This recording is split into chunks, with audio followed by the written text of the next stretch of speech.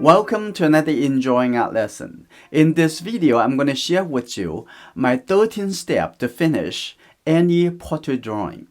Make sure to stay to the end of this video to find out where you can watch the video of this lesson. And download these two books in a limited time. Let's begin. Step 1. Composition. To start this drawing, I use a piece of vine charcoal to lay out some lines to help me visualize my placement of the main object, which is the girl. At this beginning stage, we are not looking at specifics such as the face, the eyes. Our focus needs to be on seeing the overall shapes. We need to focus on the whole, not the details. Drawing simple lines on the charcoal paper helps us to see the space occupied by the figure and the areas around the main object. I want to get a sense of the balance of the whole drawing by looking at the space around the main object and ask these questions. Is there too much or too little space at the top, on the left, on the right, or at the bottom? Does the main object look too small or too big? After 10 minutes assessment, you should have a very good idea on how to move forward and make changes to the composition. Step 2. Comparative measurement. Comparative measuring is based on having determined the location of the top and bottom of the main object. In the previous step, we establish a good foundation for the drawing. Next, you are going to find out how to define the size of large areas within the main objects. In this drawing, I first look at the vertical proportions. After I set a short line to define the bottom of the apron, I first assume the head height was equal to the vertical space from her chin to the top of the apron and the height of the apron. But I found out that was not correct. Going through the comparative measurement steps is very important. Start from large to small shapes. Step 3. Angular measurement. In a complex drawing like this, using only comparative measurements is not enough. It is necessary to combine comparative and angular measurements. I want to compare the directions and movements of the head, the body, and the skirt. Each of these parts have different turns and angles. So I use a bamboo stick on the reference image and the second bamboo stick on my drawing to compare angles. Step 4. Angular measurement to relate key points. Angular measurement is also a good technique to double-check different points in the drawing. So often, after we use measuring techniques, you may discover that your perception was inaccurate. Eyeballing something is not enough. Be sure to spend a considerable amount of time checking the major points and key proportions by using both comparative and angular measurements. Step 5.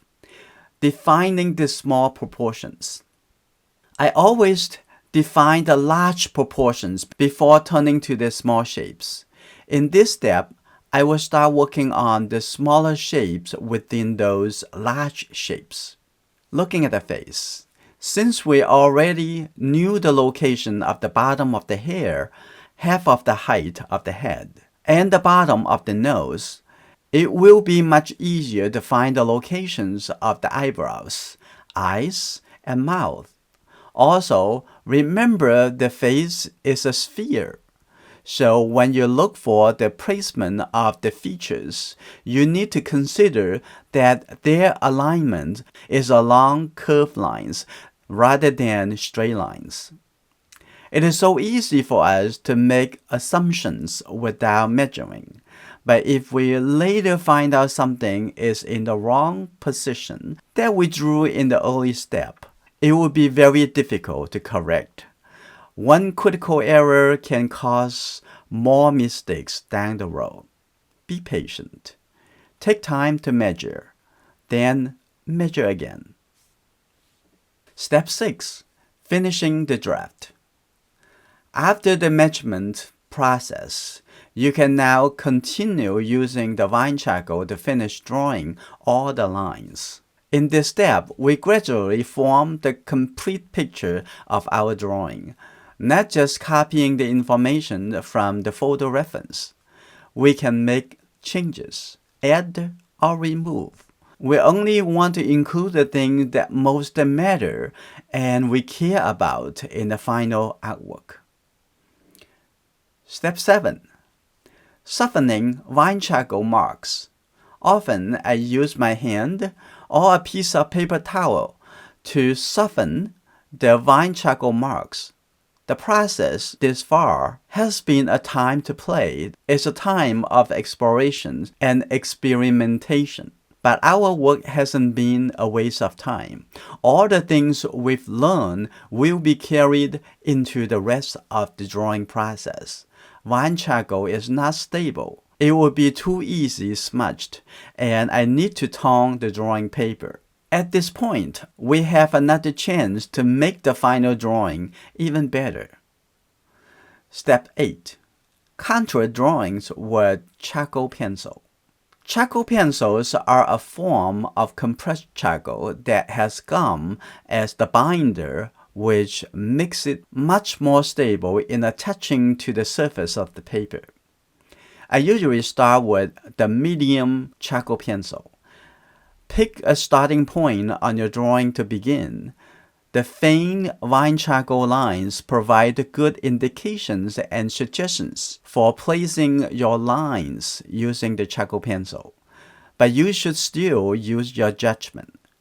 Continue to observe and compare as you draw each line again. This time, you surely can make everything better. Step 9. Setting the values. To create balance and contrast, I use a compressed charcoal stick to set the dark tones to the background, to add the mid-tones, and to determine the base value of the wood door. When you start blending the compressed charcoal on the paper, the value will become darker. In the following steps, you would gradually build up a good value composition. Step 10. Blending. Depending on the texture you prefer, you can choose different materials to blend the charcoal. Sometimes, depending on the mood and personality of the subject, I will use a particular blending tools over the others. Most often, I use the fingers or the palm of my hand. Step 11. Lightening and shaping areas using an eraser. A needle eraser is an important tool in the charcoal drawing process. After the blending step, most edges have been softened and blurred. In this step, I use a kneaded eraser to lighten some areas and to return sharp edges. Keep in mind, some edges may be better left soft. Step 12. Working into the details. After the adjustment on the values and edges for the large shapes, now it's time to work into defining the small details. I use a paper blending stump to smooth some textures, for example, the face skin tones. I use a hot charcoal pencil to add other small details such as the eyebrows, the nose, the mouth, the ear, and the hair. And of course, I use the needle eraser to create any small light shapes.